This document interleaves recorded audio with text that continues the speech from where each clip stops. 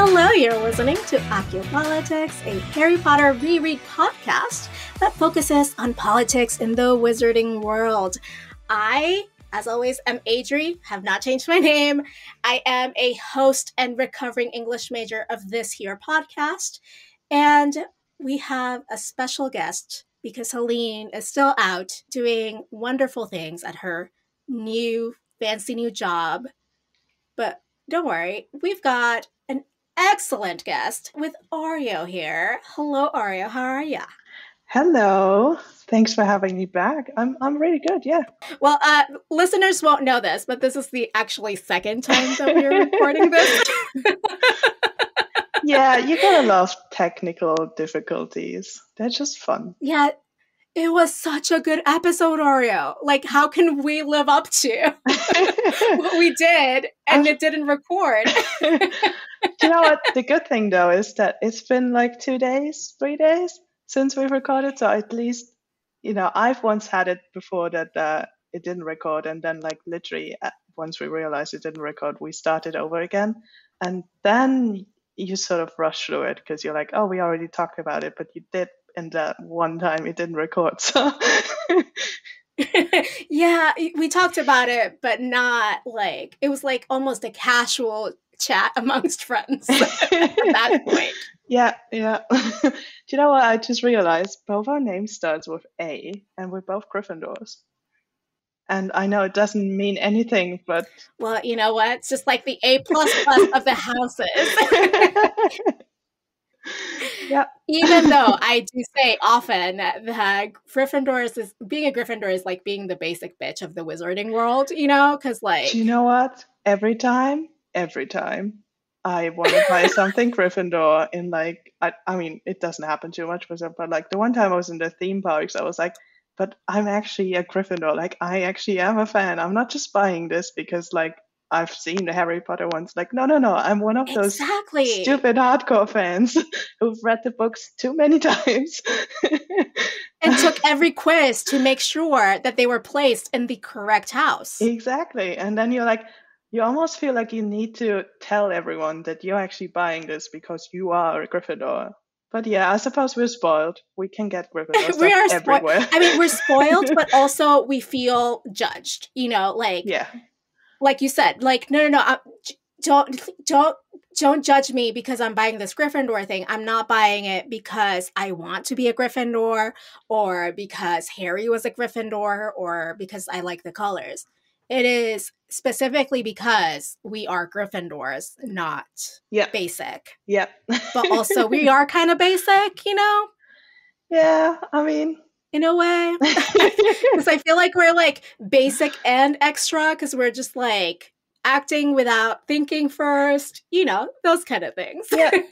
The like stupid hero complex. Yeah. Or like the idea of like justice and fairness. Yeah. Like deeply ingrained and have, in the way that we do things. And I'm just like, not everyone works this way. And I'm very surprised every time that someone like acts in their own self-interest rather than like justice and fairness. And I'm like, wait, but what? Like, I often feel very naive, which I should be, I should be used to it by now, but I guess I'm not. Do you know what? The other day, one of my colleagues said, you just care too much. I was like, do you know what? That is correct. But I hate it sometimes because it means I'm spending so much time on fixing something when I know no one but me will care enough to see it. Are we the same person? Yes, is the answer. Yeah, we are basically the same person, only that I'm in Europe and you're in America. So there you go. Because it would be too much for both of us to be on the same continent. Yeah, they couldn't. Think about they it. couldn't. Yeah, no, that wouldn't work. They wouldn't. Yeah. Yeah. We are the basic bees of the wizarding world, and that's okay. That's okay. We are who we are. I've gotten around to accepting that in my heart that I am a Gryffindor, even though like part of me sometimes wishes I was like a more obscure house, like your Hufflepuffs. Yeah. Then again, Like I wouldn't want to be Slytherin because like the house is like underground. That just sounds not Oh no, fun no, to me. definitely not Slytherin. Do not want to be underground for a long period of time. That smacks too much of lockdown for me, and I'm traumatized. Yeah, yeah. See, so Ravenclaw I could see because they're also in a tower, and I'm like, and like the description of the Ravenclaw tower sounds really epic. So I'm like, that I could do. I wish we could see more of the, of the insides of these places and not just like we were once in Slytherin and then maybe in Ravenclaw for 5 seconds in book Yeah, 7. and never in Hufflepuff. So Because you know what? Because Hufflepuff is going to be so epic that like and cozy and full of like tea and cozy mystery solving like grandmas on TV or whatever that no one would want to leave.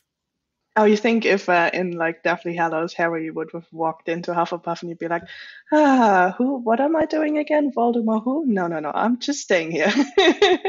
Tons of houseplants, tons of like really comfy like chairs with like really great, I'm imagining like a weighted blanket, Yeah, Oreo, like just very comforting and welcoming and like that vibe, like I said, of the like mystery solving grandma or like mystery solving, like people who look innocuous but like end up doing the most. yeah. But that level of comfort, like that's what I want in my life. What I just really want is a real life Hogwarts that I can just walk around.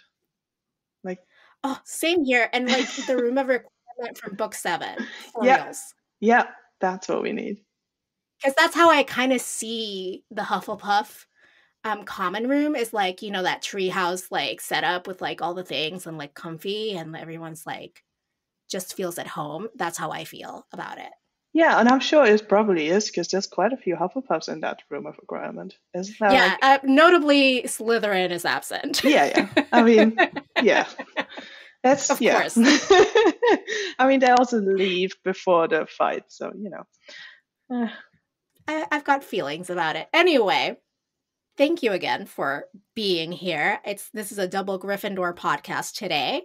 And for today's Patreon exclusive content, you and I are going to be talking about something really exciting. But before we get to what that is, if listeners want to get access to new content every episode, all they have to do is head over to patreon.com/occupolitics and check those tiers because for as little as $2 a month, you can get really great rewards like access to our Facebook group that is private and also to these extra bonus segments. Other tiers have stickers and recipe cards, which are also great, but like, come on, $2 a month can't be beat. and I also have to say, for those of you who think those are like 10-minute segments, no, no, no. Like I get those bonus content. That's as long as the episode itself, like most of the times. Yes. Sometimes it's like, oh, the normal episode is an hour and 10 minutes. And then the Patreon episode is almost 2 hours or 2 hours and 10 minutes. Yeah. So, it is worth it. It is definitely worth it. So today, well, because you were a part of the Speak Beastie podcast, Yes. and, Fantastic Beasts is part of the canon, if not like the books, then, not canonical books, but, movies. We are going to do a Girl Who Lived segment this time around, but on Newt Scamander. So, like, what would it look like if Newt had been cast as a woman? And, his character was gender flipped and how she would move around in the wizarding world. What name would we give her? All the fun headcanon-y stuff that we do on Girl Who Lived. I'm super excited to talk about all of that. Well, and I am also very excited to talk about that because Newt Scamander is one of the only characters in the canon who we know to be neurodivergent. Yeah. As I am also neurodivergent. So I'm just like, yes, for representation of some kind. Please. I am begging you. Like, I'm not quirky. It's just I am neurodivergent. I don't want to see manic pixie dream girls anymore. But today's chapter that we are discussing in this podcast is going to be not about Fantastic Beasts, because we got to get first into Order of the Phoenix, chapter 33, Fight and Flight. Not fight or flight, fight and flight, which is a very important distinction to me, at least. It's a great chapter title. Yes. Also, as I said last episode with guest Rex, it would be a great Real Housewives title for an episode where they go, take one of their trips.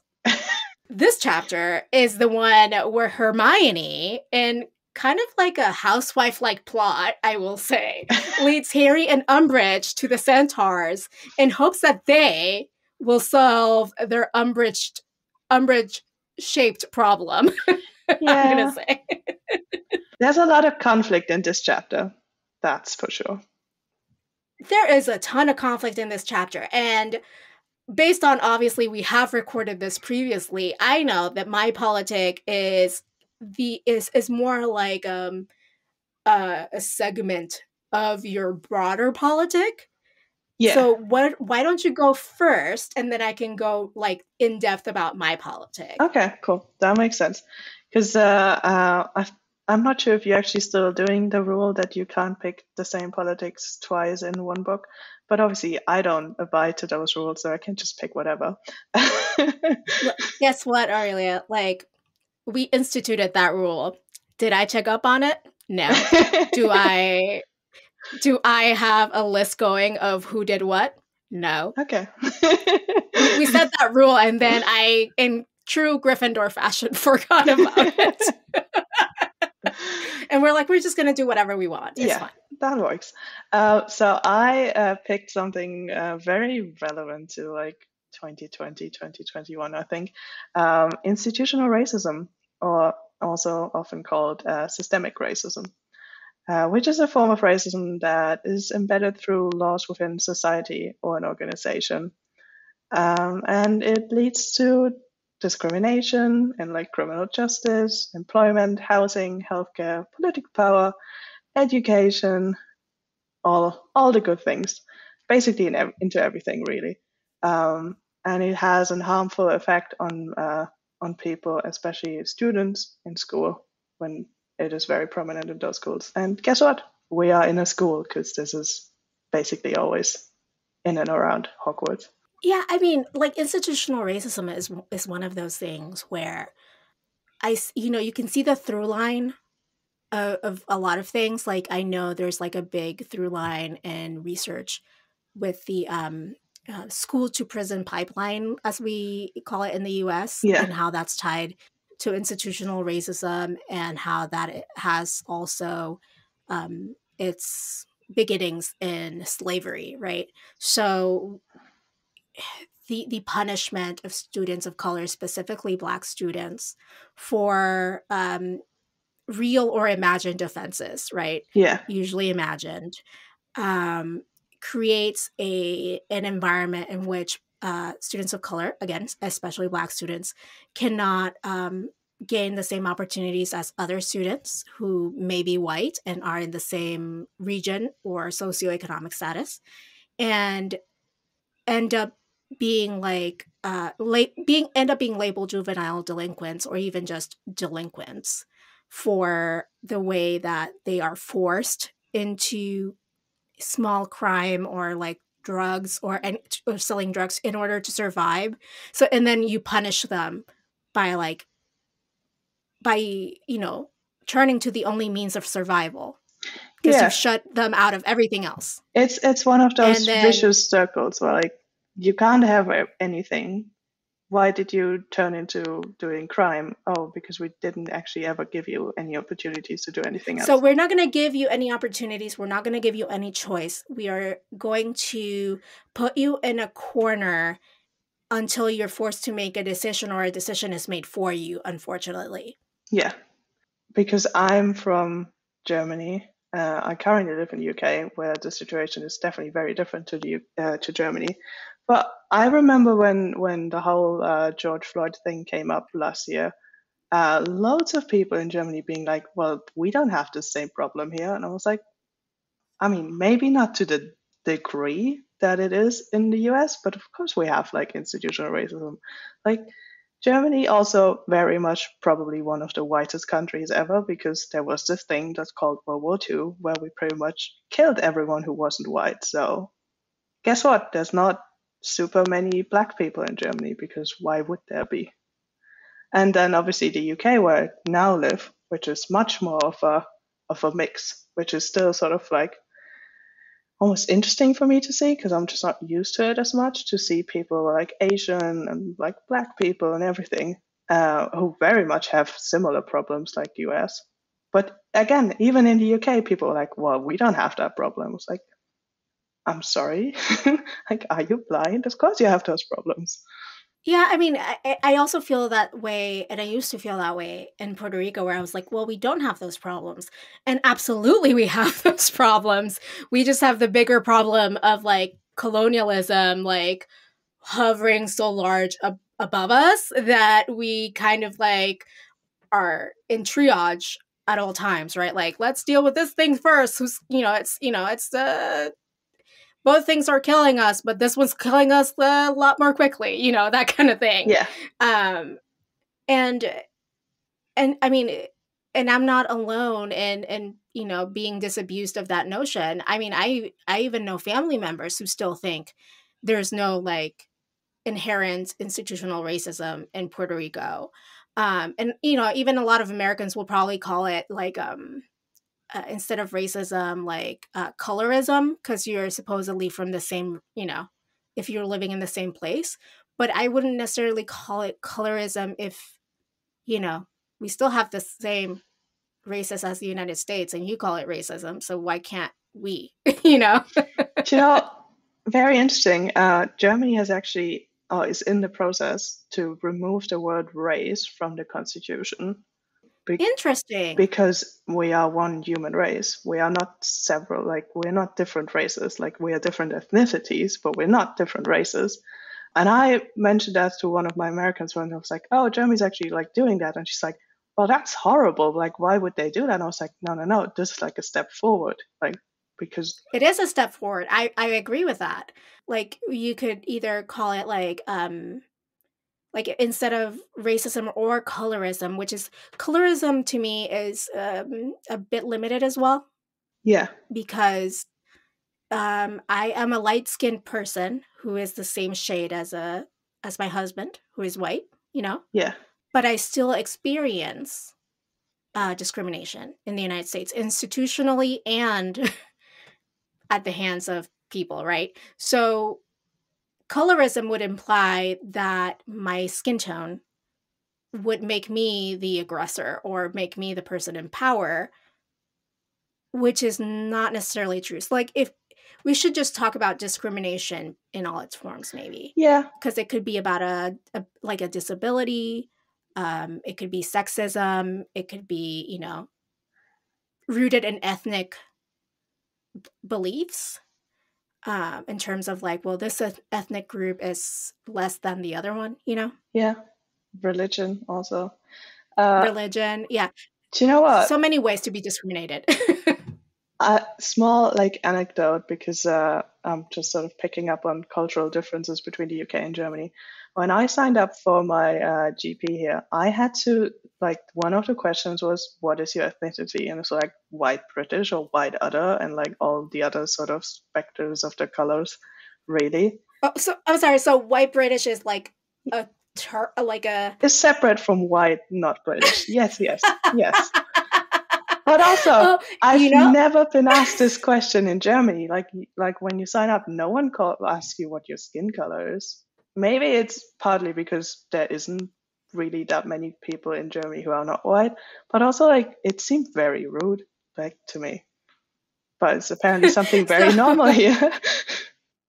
So in the United States, there's like ethnicity, and then there's like I believe there's like an ethnicity question, and then there's like a race question. Okay.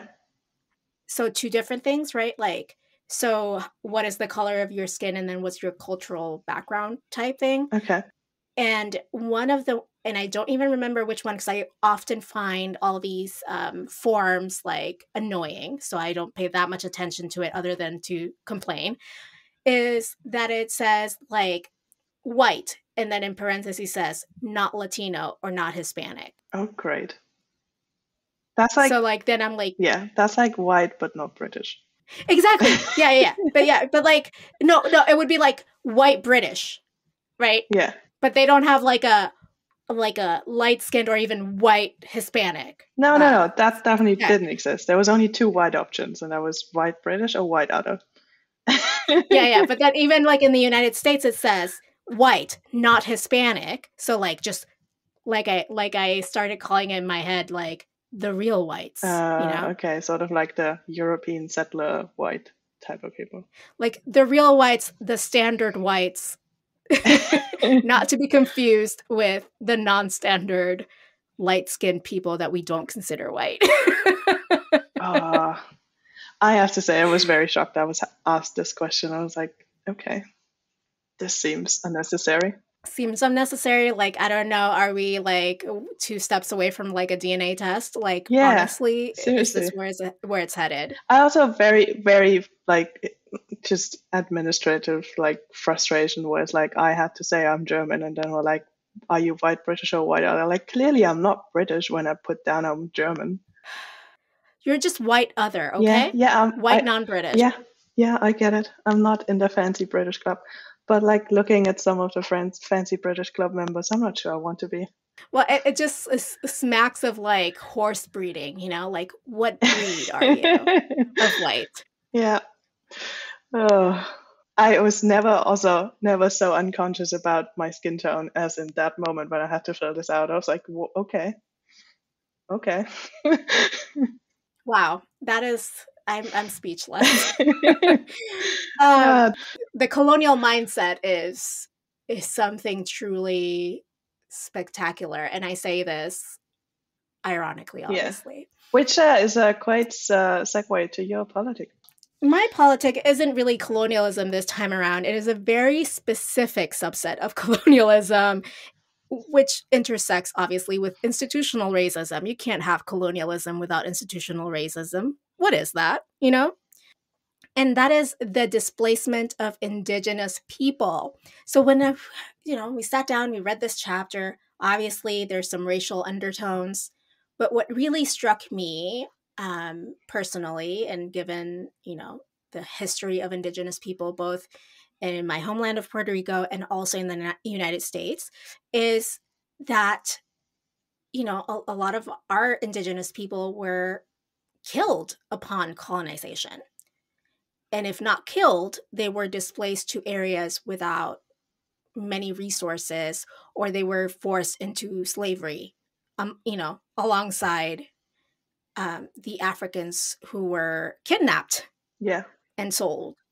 So, and I don't believe that the United States necessarily has that same history of forcing natives into slavery that I know of. I wouldn't be surprised, but I know for sure that the Taino Indians in Puerto Rico were also forced into slavery alongside the Africans who were, kidnapped and trafficked to the Caribbean, as well as, other places. So this politic is about the displacement of Native people or indigenous people. And when I was doing my research, lo and behold, it is still happening. From, within the last 10 years, an estimated 20 million people a year are forcibly displaced by capitalism, development projects.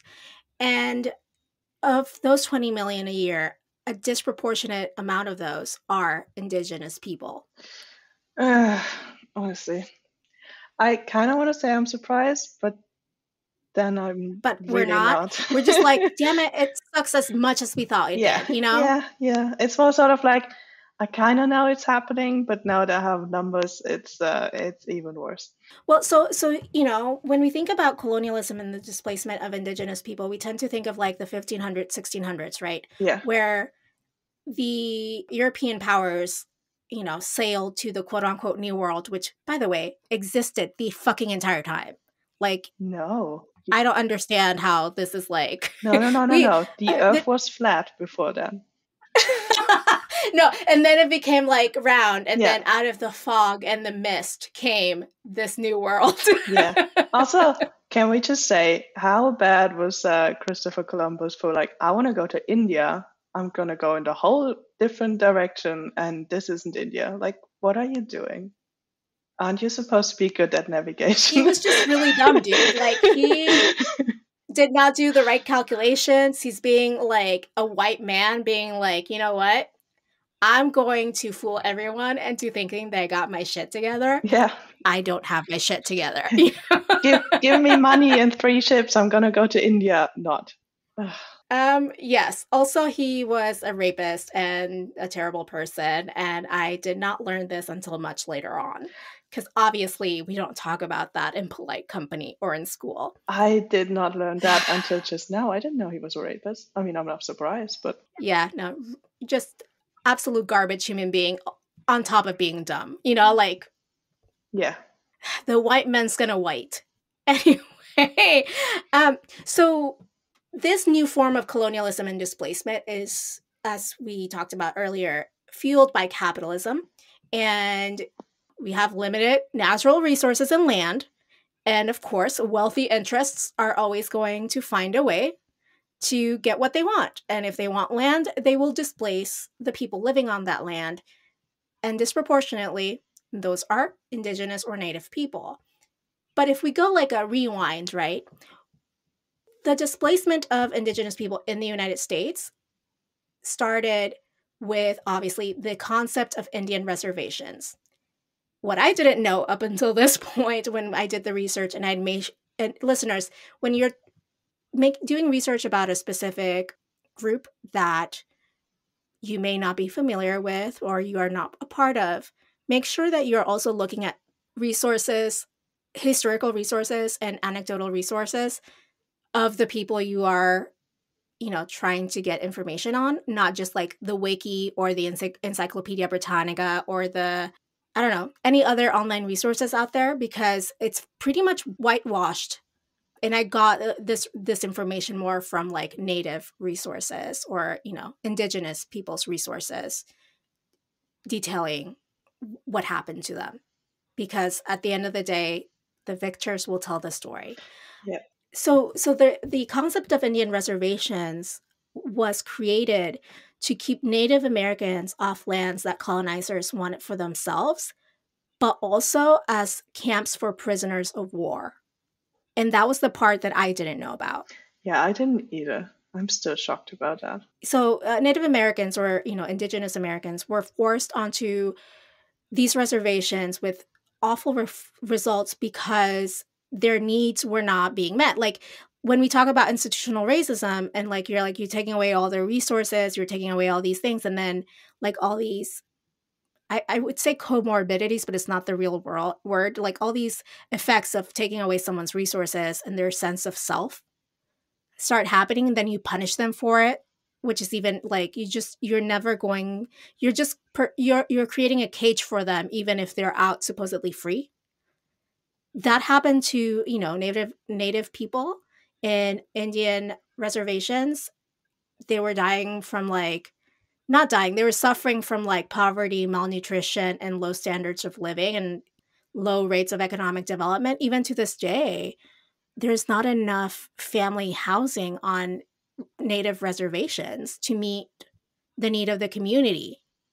So we've got like, with COVID, we've got like 10 people living on 1 2-bedroom house or something like that in a reservation. So it's just, in ordinary circumstances, not great. With a pandemic, definitely not great. Yeah. Super spreader. Especially if some of those people are considered essential workers, right? So they're putting their entire families at risk Yeah, which you can as well. then guess that that is the case because those jobs are often performed by people in like the sort of, In poverty, correct. yeah. So the goal of these reservations was also to bring indigenous people under US government control, right? So like you're taking people away from their homeland because their homeland is lush and inviting and full of resources, and you're displacing them into reservations that were in arid climates. They weren't what the indigenous people were used to. Like they had to learn a different way of living than what was handed down by generations, right?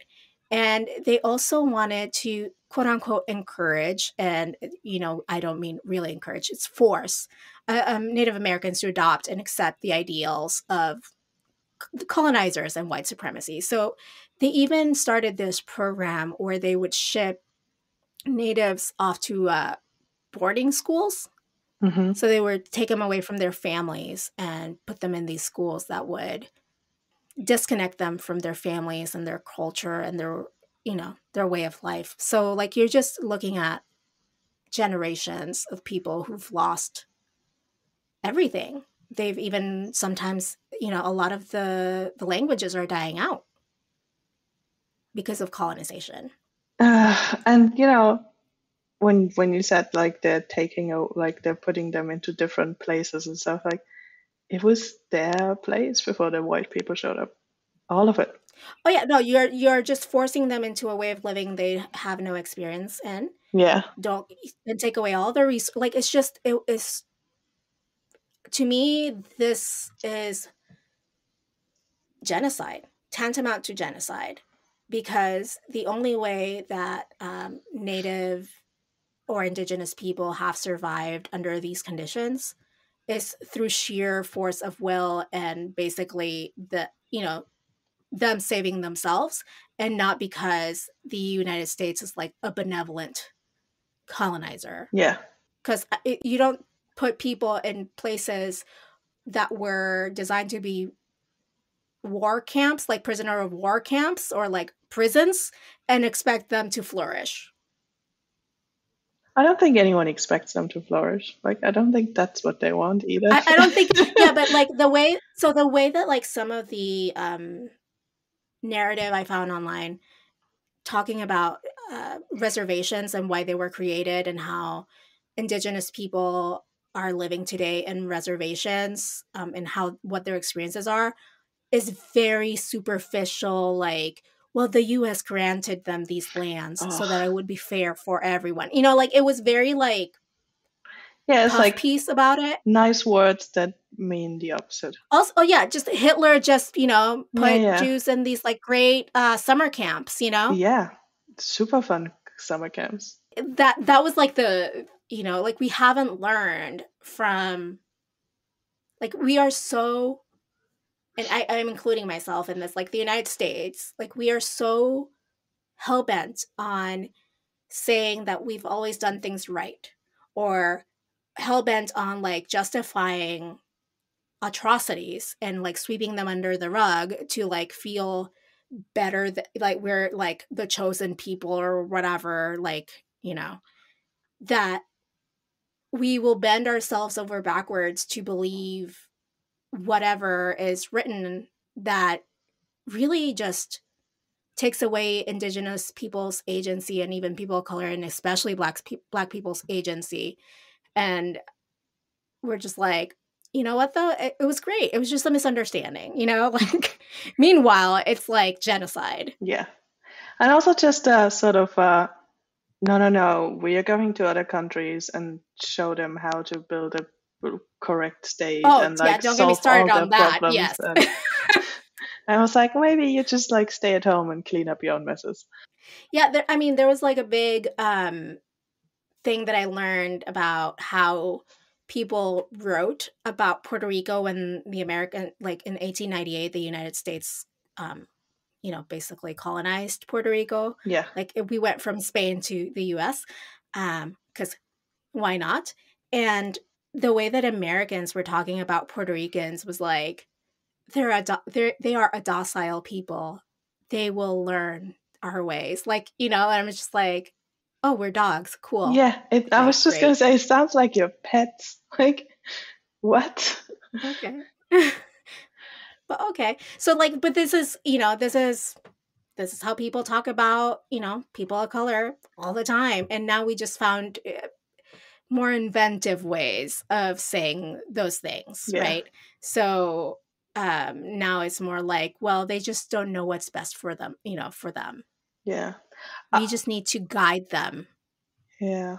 I mean, obviously, I don't live or I'm from a country with indigenous people, really, because I am definitely the indigenous people of Germany. Um, but Correct. but I lived in New Zealand for a bit, where you have a similar situation with the Maori, who are the indigenous people of New Zealand, and then obviously the white people coming in and being like, nope, this is our country now. However, New Zealand is like super, what's the word? They're like really, really sort of forward thinking and really open minded. There's a better word to say it, but So like conscious of the yeah, and I mean, it's not perfect in New Zealand. Like, don't get me wrong. There's still like, well, there's no one is yeah, perfect. Like that's the thing, right? But like, but can like, we just not be malicious? like there's like New Zealand sort of national holidays, the Waitangi Day or the Treaty of Waitangi, where they basically signed an agreement with the Maori to give them back like the land that they've stolen. And so they have done that, and all of that is basically turned into national parks. Like, I think the majority of like New Zealand like land is at this point pretty much national parks, because they give them back to the Maori tribes, and they are like, well, we're going to make a national park out of this because we want this land to be untouched, and like all of this. Not saying that all the Maori are like living happy lives in New Zealand, but they're definitely trying to do. Well, there's such a thing also as like generational trauma, right? Yeah, Like where your DNA is basically rewritten around the trauma of your ancestors, which I would love to hear more of that developing, like technology wise. Like I want to know, what is it? Is it like stress based, like remapping of your DNA or people's DNA. So, in a way, we are the embodiment of, what people suffered before us. yeah, So, to me, that is very interesting. And I hope that they make some strides in understanding what that means. But yeah, like the pain has and suffering has a very physical effect on people. And even if you weren't the one directly suffering it, you might carry that burden genetically. and aside from that, you just might still be, in a living, like growing up in a family that didn't have the same possibilities, because maybe Oh, maybe it's fixed absolutely. now, but it wasn't fixed back Like then. generational wealth, Yeah, that is another thing that is really big. And that is also tied to institutional racism, which is about limiting the opportunities of people and taking away their resources for to create like this cycle. And then it's so hard to break out of that cycle generationally and within just one person. yeah. So when we're talking about like when you're sitting there and thinking about like institutional racism, let's go into that deep dive because I think we have a lot to talk about on this one. What was the quote that you picked that where you were like, this is why this is institutional racism? I actually have two, if I Okay, can go with then you. go ahead. So the first one is and this is all of this is Umbridge, because we love Umbridge. Because if you're talking about institutional racism, Yeah, who better yeah. than Umbridge? I mean, Umbridge, who represents the ministry. So The actual institution, it yeah, is quite racist himself. yeah. And at this point, she's also the headmistress, so she represents the institution of the school as well. Um, But anyways, so she says to the Centaurs, so be very careful. By the laws laid down by the Department of Regulation and Control of Magical Creatures, any attack by half-breeds such as yourself on a human, and then she's cut off. So we see her where she's citing a law that protects her, not so much the other side, and also uses language that has half-breeds. Although I'm not sure if that is in the law, but like that might just be her, the half-breeds part. Yeah, we don't get access to the law, so we don't know, but the way that she definitely talks about it is questionable. Yeah, I mean, I wouldn't be surprised if that was actually the language of the law, because let's face it, the Wizarding Society, not exactly forward-thinking. And then shortly later, she quotes another law where she says, Law 15b states clearly that any attack by a magical creature who is deemed to have near-human intelligence and therefore considered responsible for its actions. And then again, she's cut off. So near human intelligence says like you just met this imaginary criteria for which you are responsible for your actions, yet you do not have the same rights as a human person. Yeah. Let me just say, as a human, I've met other humans who I'm not sure if they meet near human intelligence. But I was going to say that exact thing. And we're not talking about disabilities here. No. We are talking about like people who suggest that you drink bleach to stop a virus, maybe. Correct. People running around this world thinking that they're the shit. Yeah. And they propagate terrible lies and incoherent babble because it suits them. Yep.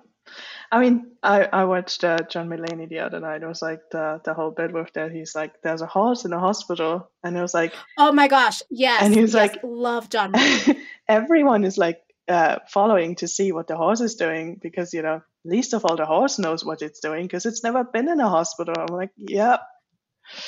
Ugh. Too real. That part where he's like, the horse is in the elevator. Yeah. It can use elevators. We didn't know that. Oh, I love John Mulaney. He is everything. I often joke with my husband that like, had I been born a man, I would be like John Mulaney, basically. Because the way he talks about like his Victorian child sensibilities or whatever, like. I was like, yeah, it's very like me. Also, I'm pretty sure another Gryffindor, if we were being honest. Yeah. And also this whole bit where he's like, I have to be liked by everyone. I'm just like, yeah, okay. Well, you know, he also grew up Catholic, as did I. And I think there's something about like being like growing up in a specific religion that is so, it's almost like the Catholicism is a franchise thing, right? And like we're franchisees in each country, but like there are certain like rules and regulations and cultural things that, you know, must be followed, and Catholicism is a lot like that. Yeah. From like Rome. And there's just something about people who grew up Catholic that I can just like be like, yep, that's relatable. Just all the pain and suffering and, oh no, what are people going to think about me? And also like, I feel guilty all the time for no reason. Yeah. Gotta make a note of all the sins I did last week so I can confess to the priest. But also like, I'm not religious. I wasn't raised religious, but I played trumpet for like Protestant like church for like 15 years. So I'm much closer to that side of Christianity. Where like we always sort of jokingly said, well, look at the Catholics, like they just like make a list and then they just get them all out of the system and then there's a fresh start. Like, how is that okay?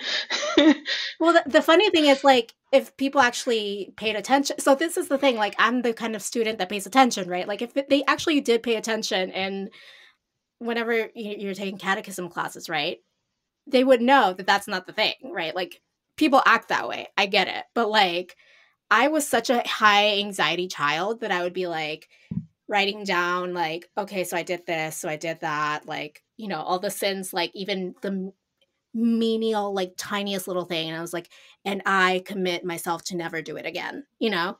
Because that's like the whole thing is like you commit, you can't just like get it off. Like the idea is that you can't get it off your conscience and then just do it willy-nilly again because you're gonna do confession after. Yeah. You're only truly like forgiven, quote unquote, for that sin if like God knows that you are not, that you don't intend to do it again on purpose or whatever. Okay. So like imagine telling that to like a highly anxious 10-year-old.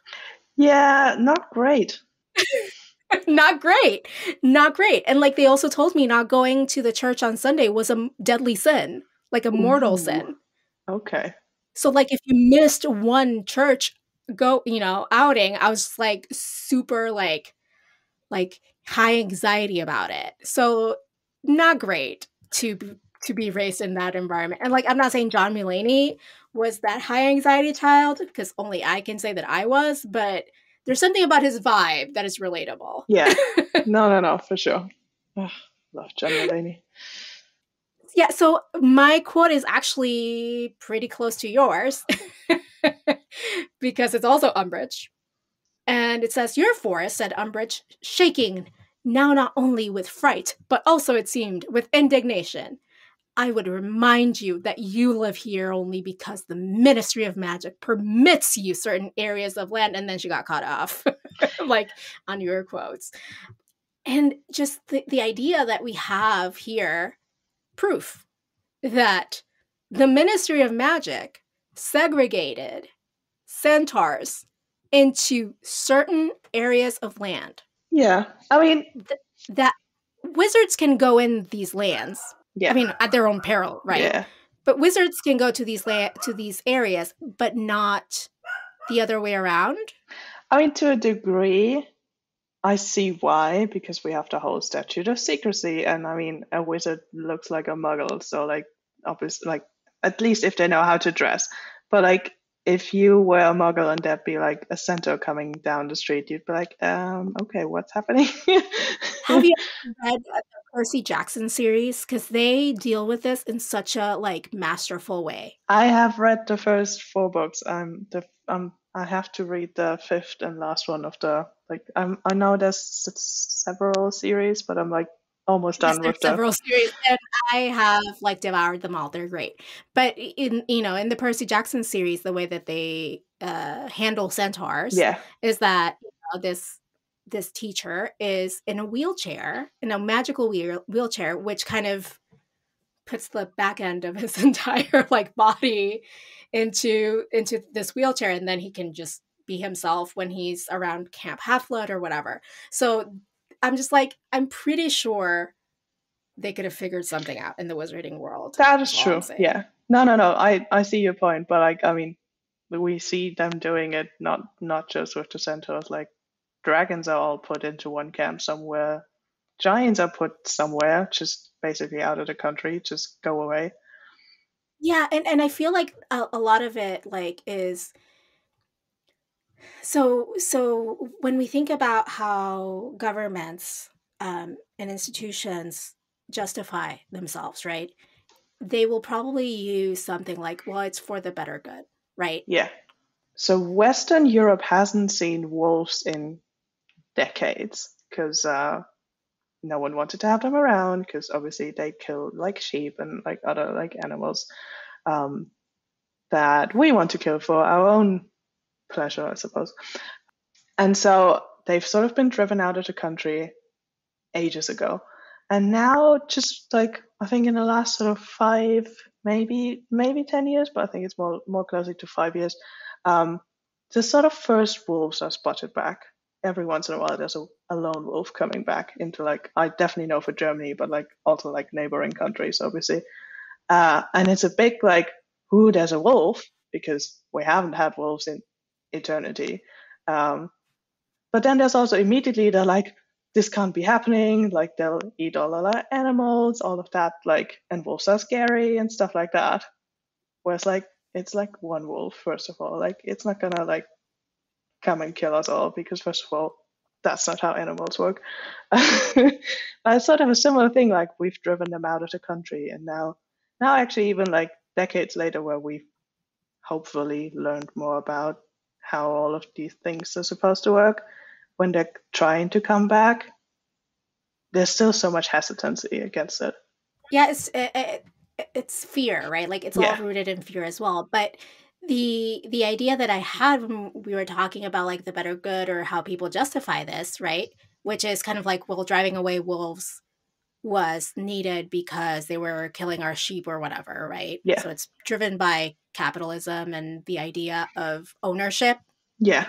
which like, do we even own anything in of these resources that we are taking for ourselves, right? But also, like, I feel like the wizarding world does a lot of terrible things or institutes terrible policies in the name of the statute of secrecy, Oh, for rather than sure. finding ways, rather than finding inventive ways of solving the issue. Because, like, if they could plan and execute a World Quidditch Cup Yeah. and make and keep Muggles away, Yeah. then they can do this with other things. They just choose not to. So like they chose to do this for entertainment, for Yeah. their own entertainment, but they refuse to do this for other magical creatures who they feel are beneath them. Yeah, and it comes down back to capitalism. Like the Quidditch World Cup brought a lot of money into the country. Exactly. But like sometimes when I hear like, I mean obviously this is like a made up book, right? But like I just feel like that is very reflective of the priorities that a lot of institutions have. Yeah. Like they would rather spend money and resources on this one frivolous thing rather than like address the systemic problems of the population, because the systemic problems of the population are useful for them to maintain their power. And it, as it is in any country that has systemic problems like this, the right people or the right sort of like, I don't know, beast at this point, I suppose, aren't having a seat at the table. Like Centaurs aren't consulted. Like Centaurs aren't in the ministry and can like weigh in on what they want and what they need. Yeah, and have we even like seen at this point, up to this point in the book, like I know we've seen centaurs and giants, right? But like, have we even I know we've heard of vampires, but have we even seen one at this point? We see one the next book, briefly at the slug party. Yeah. Yeah, but then to me, like I also think about, okay, so if you say, if the Ministry of Magic says this about centaurs, and then it says this about werewolves, and we know that the thing about werewolves is like also rooted in prejudice and fear. But then also capitalism, because there's the wolfsbane, but it's apparently so expensive that Lupin can't get it other when he is at Hogwarts and Snape makes it for him. Exactly. And like capitalism and, denying them rights and also resources and pricing resources out of their Yeah. price points. Like they can't have a job, but then they also can't buy the thing that would actually help them. To hold down a job, Yeah, yes. exactly. And then we have like we hear about vampires. How am I supposed to think like they actually are telling us the truth about these beings, right? Or these magical beings?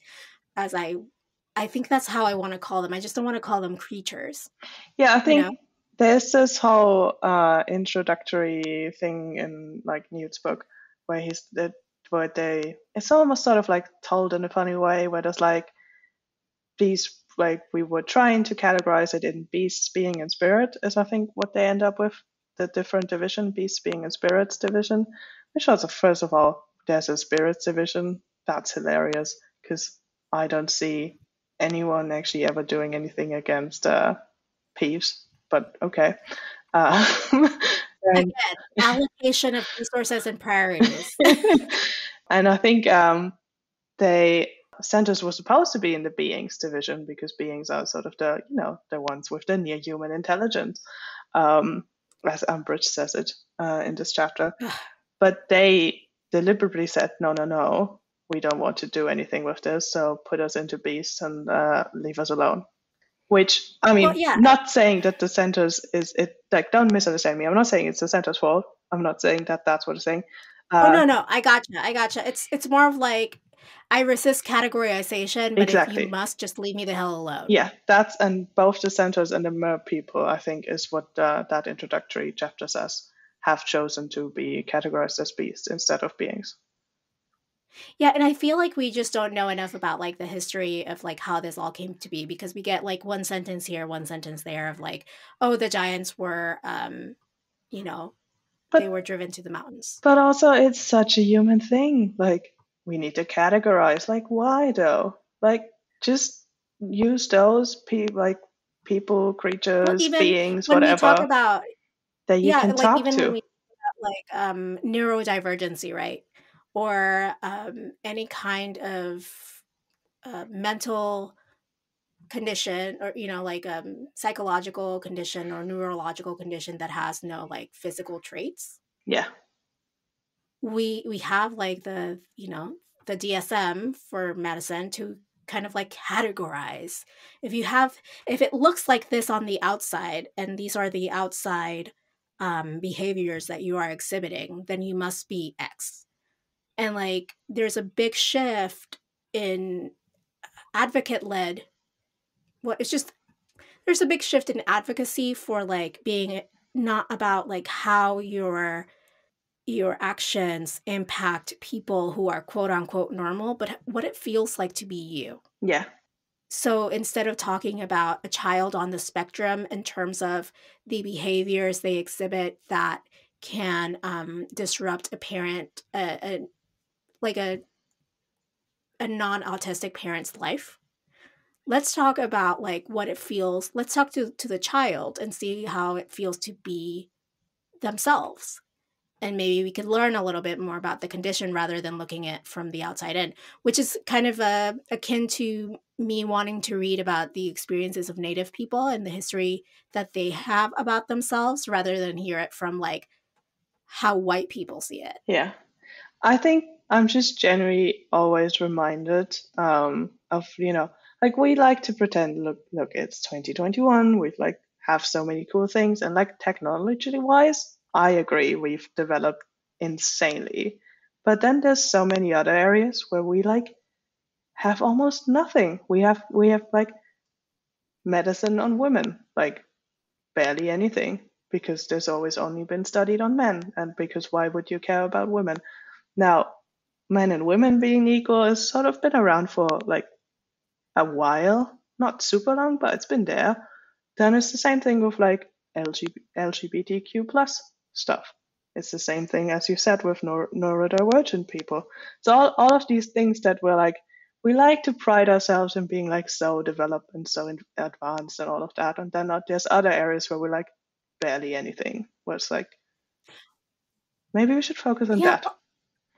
Well, and speaking of technology, right? Like we like to talk about technology as this unbiased just tool that we deploy at our leisure. And just like, well, there's a lot of like coded institutional racism and even the ways technology works Yeah, for people. Like face recognition software has like the same biases as like the people who developed it, and people don't really recognize that.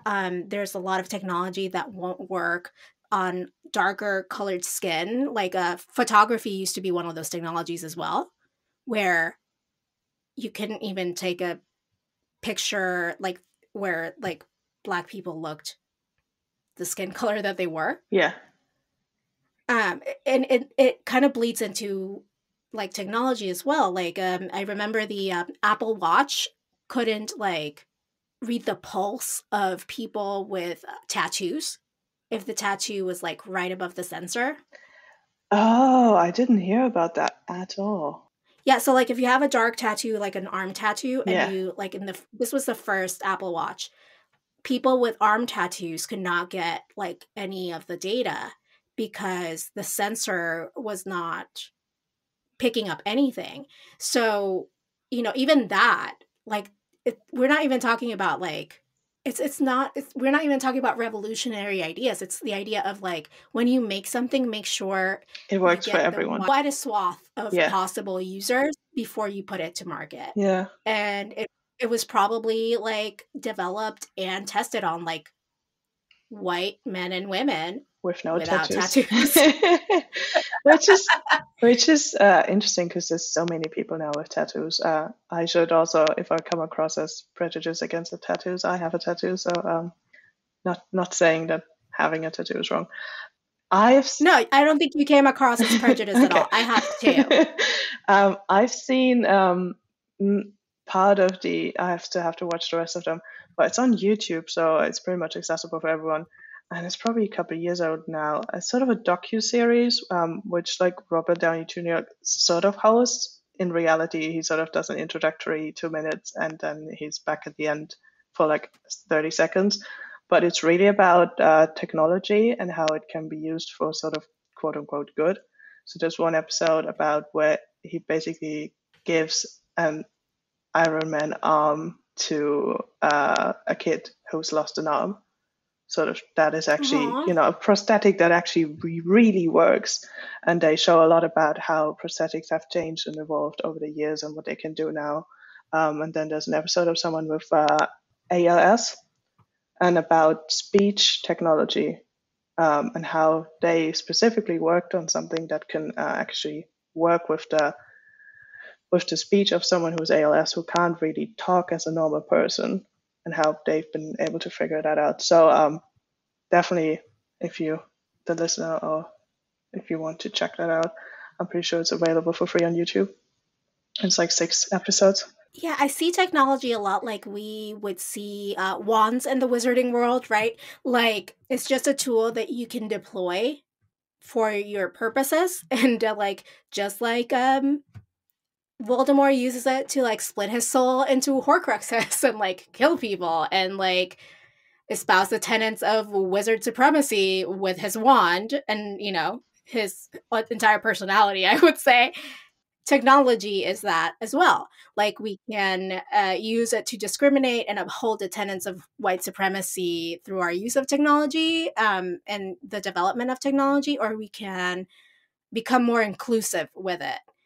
We just have to make a conscious effort, because if we don't make a conscious effort, then our biases are inevitably going to seep in. And listeners, if you feel like you're an evolved person who has no biases, you need to sit down with yourself a bit.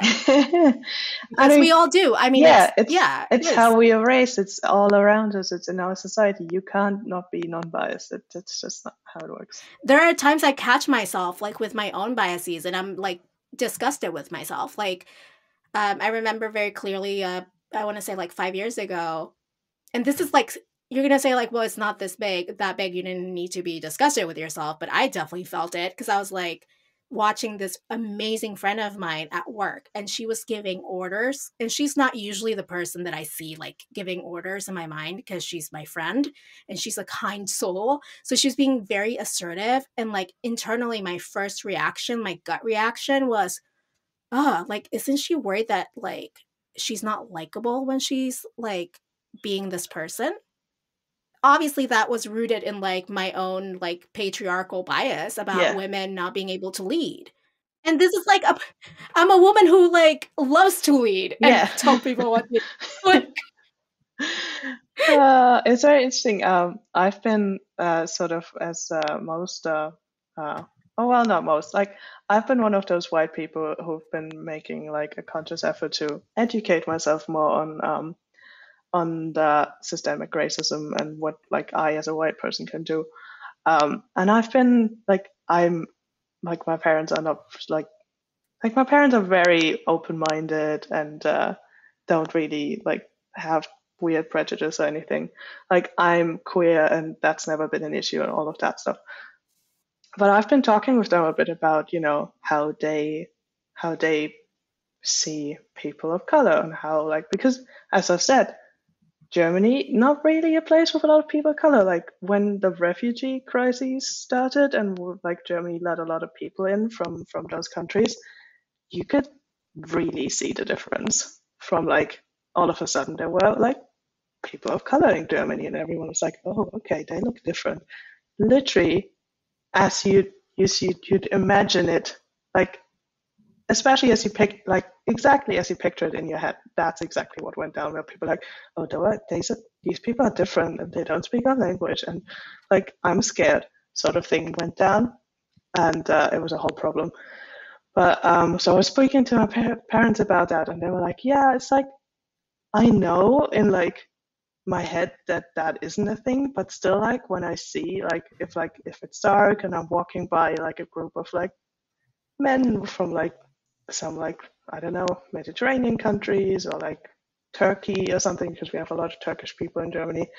Like I sort of tense up because it's sort of like, oh, I don't know, even knowing that. Yeah, it's you can have a body reaction to something that you know Yeah, intellectually yeah, is wrong. yeah. So I've been sort of talking with my parents about that, and sort of just trying to understand ourselves better really than anything else, because that's all that was really about.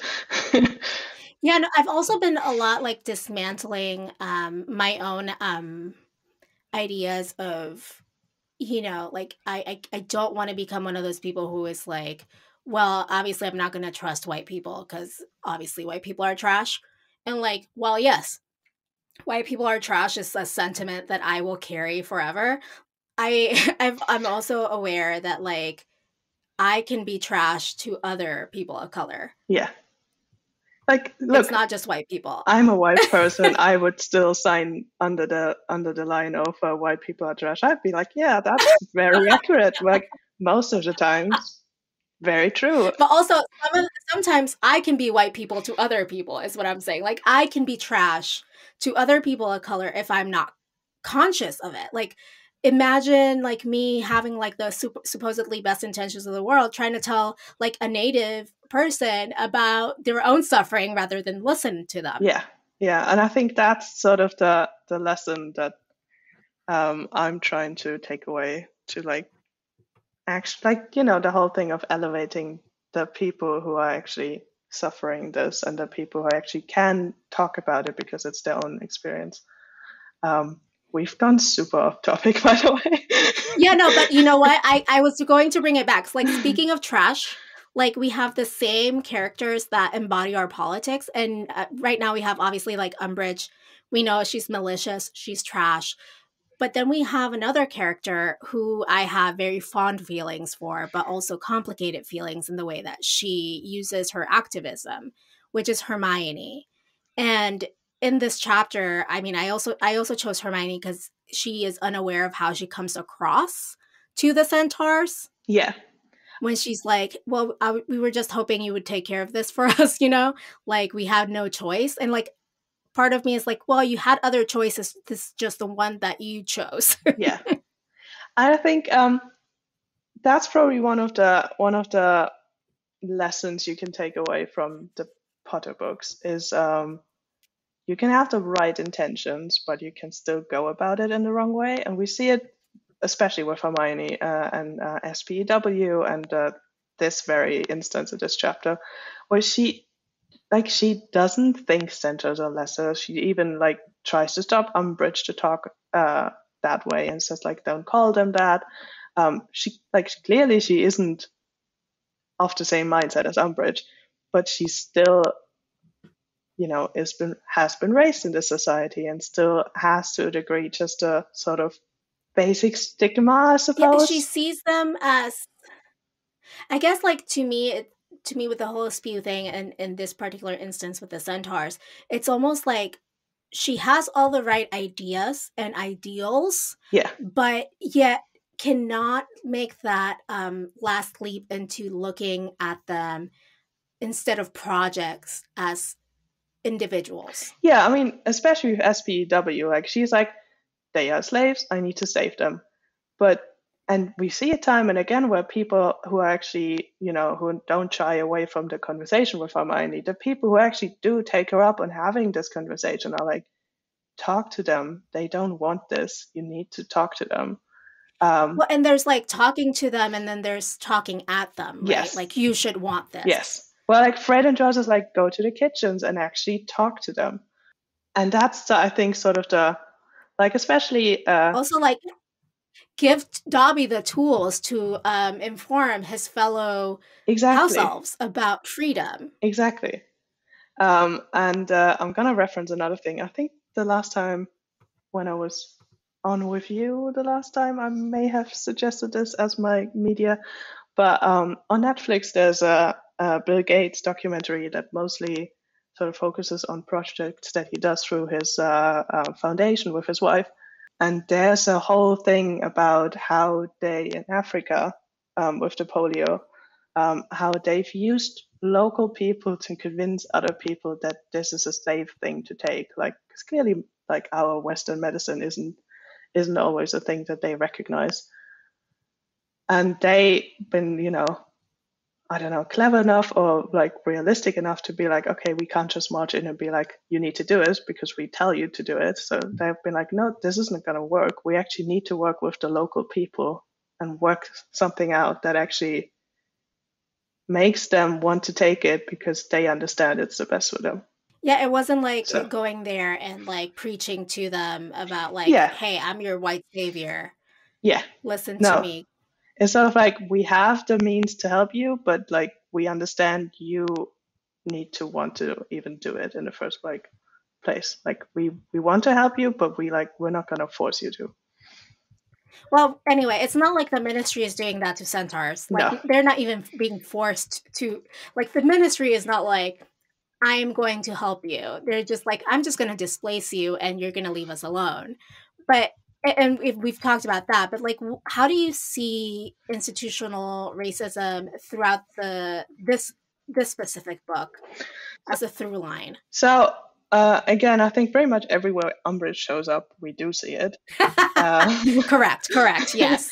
Especially, I think, with her treatment of Hagrid. Once he comes back from his trip to the Giants, she immediately is prejudiced against him. She pretends she can't understand him in like the class that she watches. Yeah, she monitors. Yeah. Yeah. So like, and it's again just sort of the half giant. This is a half breed. He clearly isn't as of the same intelligence as I am because he isn't a human sort of thing. But then also very early on in the book, where it's probably not as clear because we're just sort of introduced to Umbridge, we don't really know her yet.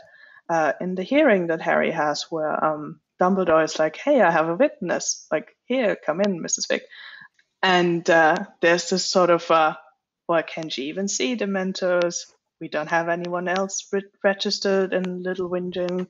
And then she's like, oh, I'm a squib, so you wouldn't have me registered. Because clearly Wizarding Society doesn't care about squibs, even though maybe they should. Yeah, they don't even know enough about, I guess, non-magical humans who were born to wizarding families, Yeah.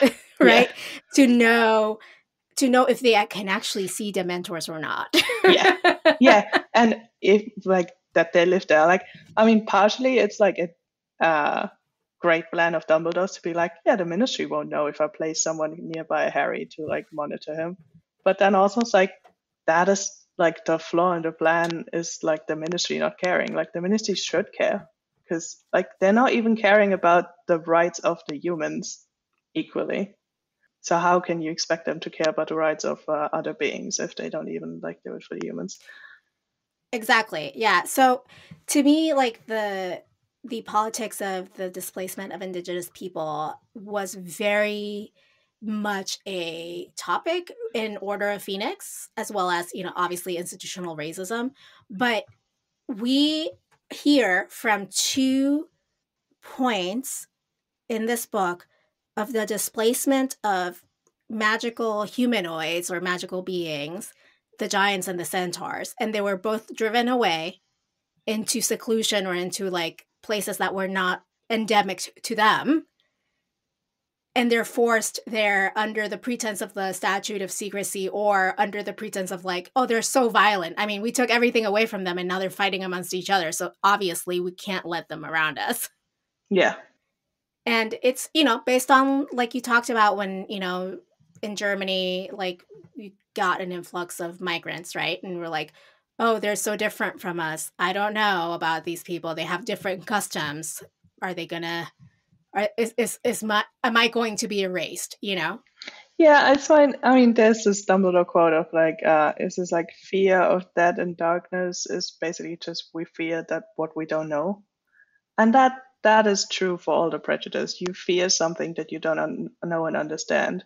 But I'm sorry, it's 2021. You have all the resources at your fingertips. Like you can go and educate yourself about, people with disabilities, people who are LGBTQ plus, people who are from different ethnic backgrounds. People Well, like all I'm asking though is that you don't go into the same rabbit hole that the author of this series went into YouTube, yeah, because she definitely got wrong information yeah. that Try she is spouting. try always to get information from the people that are part of that group that you're trying to get Not from educated on. pseudoscience like she did. Yeah, yeah.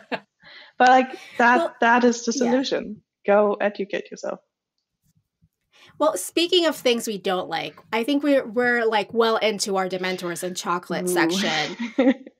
In this chapter, Oreo, what did you not like? What was your Dementor? So I thought because we're already talking so much about Umbridge, I'm gonna pick something from the second half of the chapter because every time Umbridge shows up, she's my Dementor anyways. But For real, like Umbridge breathes. She's a Dementor. yeah, Like that's me. Yeah.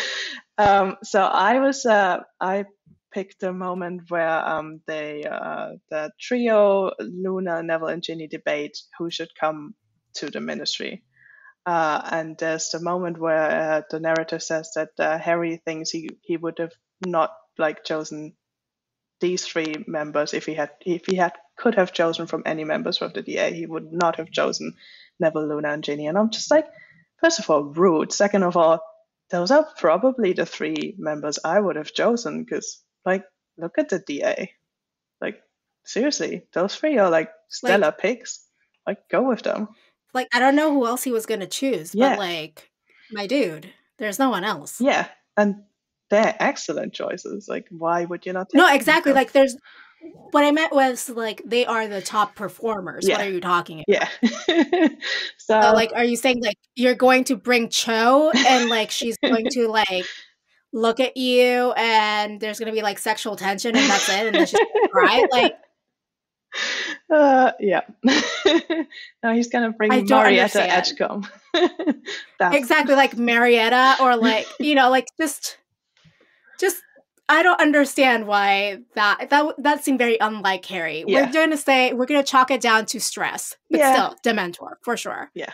What's your Dementor? My Dementor is not Umbridge, surprisingly, because like you, if Umbridge breathes or is somehow mentioned in the text, I'm like, that Dementor. Mine is it's something that like hit me like very deep, which is Hermione using the Centaurs to fix her Umbridge problem. And she didn't have the consent of the Centaurs on No. this plan that she's executing. No. Hermione doesn't. But she expects that they will just do her bidding. Cool. Yeah, there's still a lot of learning for you to do, Hermione. And that's okay. She's like, what, 15? It's okay for her to still be learning. She's 16. That doesn't mean we don't get to call her out, right? Yeah. But the chocolate for this chapter, Oreo, what was like the thing that you were like, oh, So this was a hard chapter for chocolate. Indeed, it is a very hard chapter for chocolate. However, I did pick Neville again in that same sort of discussion. And Neville he says something exactly 2 times, and that is, we were all in the DA together, said Neville quietly. It was all supposed to be about fighting you know who, wasn't it? And this is the first chance we've had to do something real. Or was that all just a game or something? And then Harry's like, no, but like, and then Neville just finishes up with like, then we should come too. We want to help. I'm just like, yes. I love it. Yes, you should listen to Neville more. I had a different chocolate written down, but I remembered something that really made me smile, and I feel like that should be my chocolate instead of something like high-minded, like the Centaurs being like good advocates for themselves, because that is actually great, but like not necessarily the chocolate that we deserve. And it's Ginny like just being sassy Yeah. to Harry I and the mean, rest of them. I mean, that's And another Luna also. that's another thing of like that's the opposite of Umbridge. Anytime Ginny's there, she could be the chocolate. Her or Luna, honestly, or Neville. Yeah. To be honest, like I am in love with all these chapters, with all these characters. Those are Because chocolate trio. There you go. there you go. Love that. Lovely. The chocolate trio. Anyway, as we move on to the end of this episode, we end usually with the media we've been consuming. Tell me all about the things that you have been consuming that is not Potter related. Okay. Well, or could be Potter related. So I've been I'm the type of person that watches TV shows once they're over, and after 10 billion people have told me I should really watch this because this is great. So I'm like, "Oh, okay, fine." And so I've just been starting watching Brooklyn Nine-Nine, and I've been really enjoying it because, as everyone already told me, it's a great TV show. So yes, everyone, you were right. I'm finally getting through it. So that's something I've been enjoying quite a lot. And then I just wanted to shout out something that's very near and dear to my heart because I think this episode comes out 2 days after Crow is going to release his apparently last album, which is called Trip. And Crow is spelled C-R-O. He is a German musician and my favorite artist of all times. He's the type of person where, like, you know those like superheroes that have way too many skills? Like Captain Marvel shows up and you're like, well, if she's here, we don't need anyone else because she has all the superpowers. That's basically to me Crow, because like he makes his own videos, he makes his own clothes, he makes paintings and art, he makes his own music, he sings and writes his own stuff. Like he's the full package. I just love him very much. His music is in German, I want to say. However, I've convinced a lot of international friends of mine to listen to him, and they're all super fans now. So go check it out. And his music is just sort of lighthearted, fun. You can't go wrong with a Crow song. It's always there to lift you up and give you good vibes. Oh, fantastic. Because I'm here, I wanted to just shout out Alohomora, which is the podcast I'm usually hosting on. So if you didn't listen to all my talking on this episode and they thought, ugh, I'll never listen to that person ever again, go check out Alohomora if you haven't, and listen to more Harry Potter podcast content, because why shouldn't you? There's so much great content out there. Who would think that, first of all? I don't know. I don't know of a person who would think that, so definitely head over to Alohomora. It's a great podcast. I have been listening to a very amazing podcast. It's called Lady Don't Take No, and it's kind of about politics and life and activism, but also like not in a very supercilious, like I'm mightier than thou way. Like it's a podcast where, the guest is allowed to be themselves and it's not like just about the one thing. It's you want a podcast, to me at least. I love podcasts that feel like conversations rather than lectures. And Lady Don't Take No is that kind of podcast where you're learning new things, but also kind of listening in on like friends or acquaintances have like this great conversation that you're listening in on. That sounds really interesting. I need to check that out. Like the latest episode that I have listened to as of this recording was actually about indigenous rights and the indigenous like how indigenous people are dealing with COVID and dealing with these other things, and like just hearing the stories and the voices of the people that you're trying to learn from and to learn about is there's no substitute for that. Like no history book written by a white person is going to ever compare. Yeah. Well, it's just, as I've said earlier, we live in an age where education is very easy to get. So check out some cool podcasts. It's pretty like much that. Democratized, I feel. Yeah. Like it's not. Now, the only problem that I feel like in our age, like goes back to our thing about technology, is that you just got to be really careful to see where you're getting your media from or your education from. Yeah. Because it's so easy to fall down a YouTube rabbit hole of their algorithm where you get radicalized in the wrong way. you know? And that's based on how YouTube actually does their algorithm, or even Google does their algorithm. Well, so that's same something company. to keep in mind. Damn it, I know. Well, also, algorithms can be biased, right? Like they just want the clicks, and like what tends to give them the most clicks are terrible viewpoints. Yeah, someone who works in SEO. Yes, very true. Well, with that being said, that's it for today's episode. You can join us next week to talk about chapter 34 of Harry Potter and the Order of the Phoenix. This chapter is titled The Department of Mysteries, so pretty sure it's going to be a pretty mysterious episode. If you've enjoyed this conversation, you can please take a second to give us a 5-star rating wherever you listen to this podcast. It helps new listeners discover this podcast and makes your co-hosts happy and fuzzy inside. And just external validation. Gotta love it. But until then, politics managed.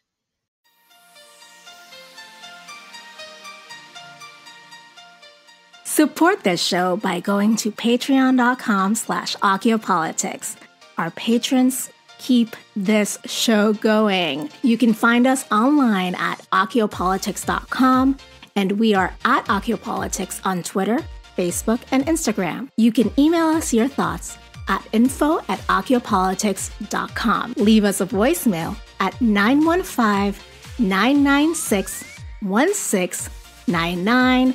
And you might just hear yourself on the podcast. Adriana Wilson is the founder and creative director of the podcast. Helene Karp is the producer and social media manager.